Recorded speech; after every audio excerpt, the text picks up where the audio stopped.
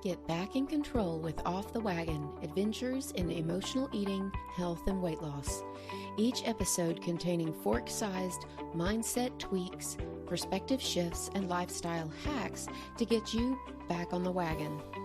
Whether it's habit change, emotional eating, addictions, weight loss, willpower, or relationships, there's something here for you. So let's get on the wagon and get down the road to your goals with me, Christy R. Hall. Welcome to episode 53.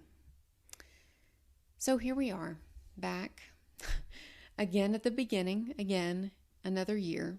And if you're like me, it's possible you're sitting down and thinking about all the years past.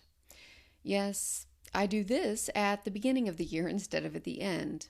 I used to make New Year's resolutions and get excited about the possibilities of weight loss and eliminating emotional eating forever and getting off of sugar and finally getting my act together, just generally getting it perfect.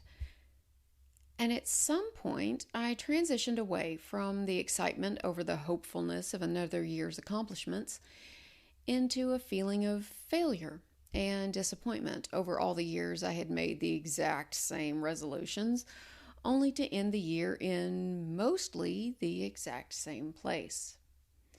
Each spring, I would have a conversation with myself saying, "This is the last year you're going to wear this size or these clothes," only to pull them out again the very next spring. And I had the same conversations in the fall, and it was kind of depressing. I mean, it's not really that big of a deal to not make any progress when you don't really sit down and reflect on the fact that you're making no freaking progress. And I mean, starting over tomorrow or next Monday will do that to you. Before you know it, you've wasted a lifetime of Mondays, and the goal never manifested and the dream never got here. It can be heartbreaking, soul-crushing, and yet still not enough to make you change things. Not enough to make you get off your hiney and do what you said you wanted to do. I mean, how often do we do this? Declare that we've decided we want to make life changes, and they're happening now, only to fall back into the old familiar patterns, hours, days, or even weeks later. It happens all the time. To most of us, in fact. Because change is hard. And if it weren't, then more than 80% of us wouldn't fail at our New Year's resolutions. But before you decide that you must not really want this, otherwise you'd already have it, think about this. If you didn't really want it, why would you spend so much time, money, energy, and effort on it? I mean, chances are you've bought things to help you accomplish it. Books, programs. You've tried to get help either through a social network or an organized group. You may have even spoken to a therapist to get help to help you break through and move forward. You've spent hours planning how to do it, what to do, hours reading about it, and hours learning from other people how they've successfully done it. You've listened to gurus and followed all kinds of advice. You've cried, you've journaled, you've prayed. How can you, for 1 minute, seriously suggest to yourself you don't really want this? You've done a lot. I get it. But the thing is, do you really think that reading a book will actually solve your body image issues? Listening to this podcast will make you an emotional eating master? Purchasing a thigh master will take you to your desired weight? That idea is the single bullet of problem solving. The idea is based on the concept developed during the Kennedy assassination, whereby it was proposed that a single bullet was responsible for all of the damage caused during the event and remained completely intact. I sometimes call it the magic bullet. But we see this kind of thinking in the world all the time. The news and media convince us that a magic bullet is what started all of the problems. Marketers and advertisers tell us that a magic bullet will solve our problem. But hopefully, if you're here, you realize it's a lie and that it's not really the way the world works. It's a series of failures that causes the plane to crash, just like it's a series of events and situations, thoughts, and beliefs that make you the way you are and make you choose Oreos over chocolate chip cookies. Growth and change always takes work, sure, and smart people look for efficient, not necessarily easy, paths.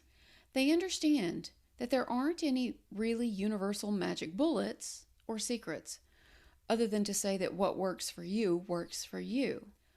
Honestly, that's the hardest part, finding what works for you and persevering until you find it.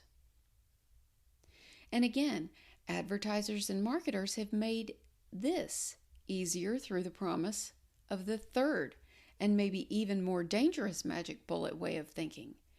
And that's the kind of magic bullet where we believe that once we do it, have it, or achieve it, that we will be happy, fulfilled, or successful, or perfect permanently. This bullet is the one most of us who've been on diets ultimately buy into. That this diet will be the last diet. That this time will be the last time. That this way will be the way that gets us where we want to go. In fact, it's always been that end goal promise of happiness and perfection that has made me so focused on getting there yesterday that I have made almost every journey I have ever been on damn near brutally unbearable.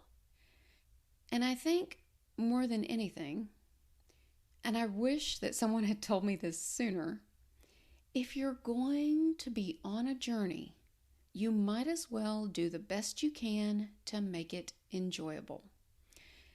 And I did that, making my journeys brutal, because I didn't understand the nature of what it was I was trying to accomplish. I thought of weight loss, body love, emotional eating as items on a to-do list that I needed to check off, like schools that I needed to graduate from, where I would get a diploma, someone would shake my hand, and it would be done, and I would never have to deal with it again. But that's not what this is like at all. And if I had realized that sooner, I'd have been much better off. So, but that's not to say that it can't be done. Rather, we have to change the metaphor, the way we think about it. And we have to change our expectations about what getting or having or achieving that outcome will bring to us or give us. We can't think about body image like we think about going to the grocery store. On Friday, I'm going to love my body, because every day is a new experience in your body, new sensations, new aches and pains, new wrinkles, new illnesses, or even new health or freedom from disease. Each day is a new chance to adapt to whatever is going on and happening for you and to you. The same thing goes for your weight.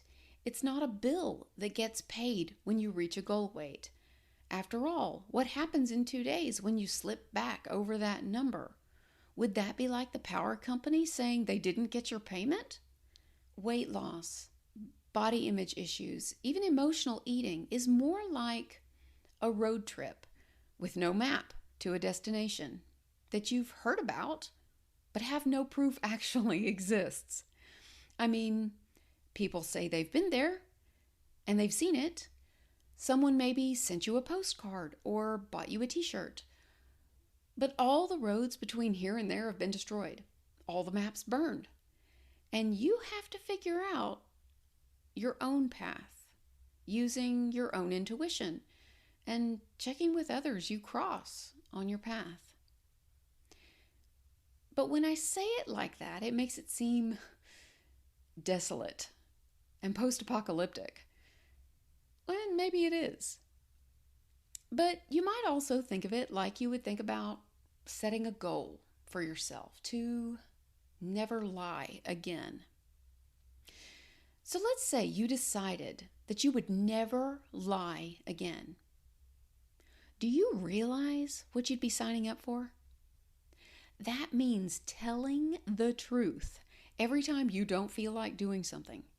Every time you say you're busy and you're not.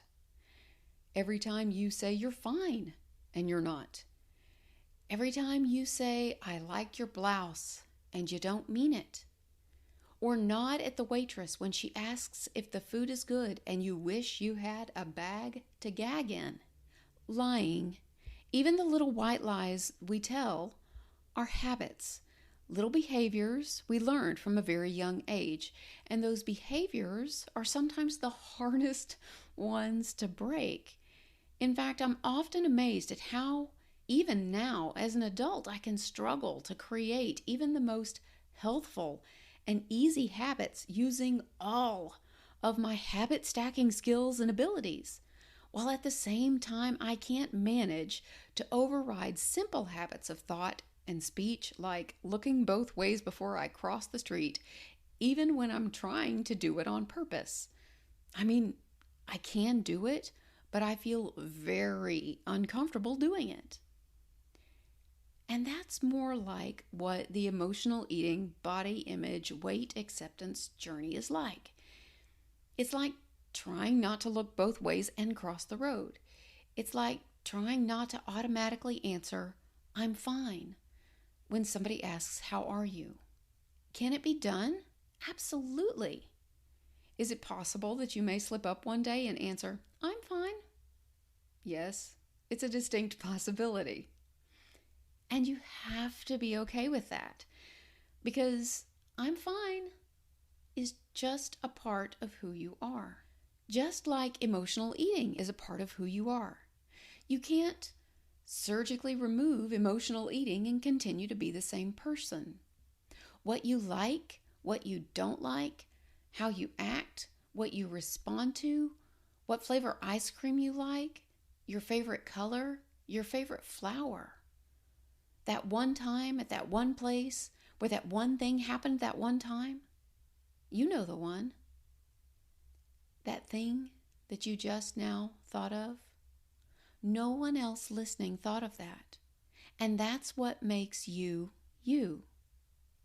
And everything you've ever done, ever experienced, ever felt, ever thought, ever believed, it all makes up you. All the good stuff and all the not so good stuff.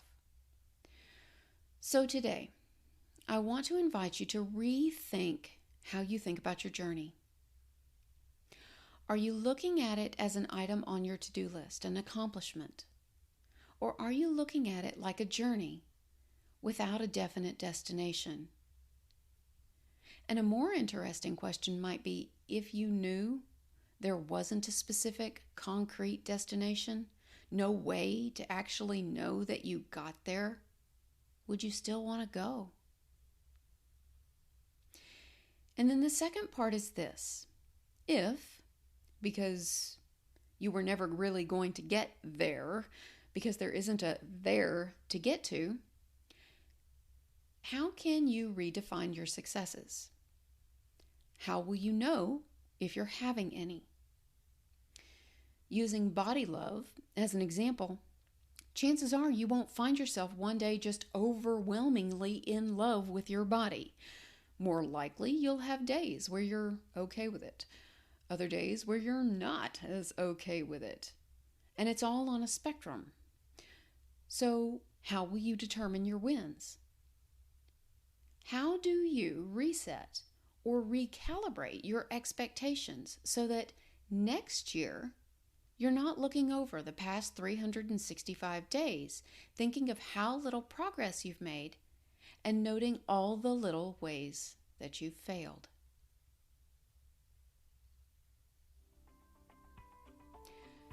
hope this has been helpful for you today in spite of sounding like a downer topic. My goal today was to give you a different way to think about your journey. If you're going to be doing this, you might as well enjoy it.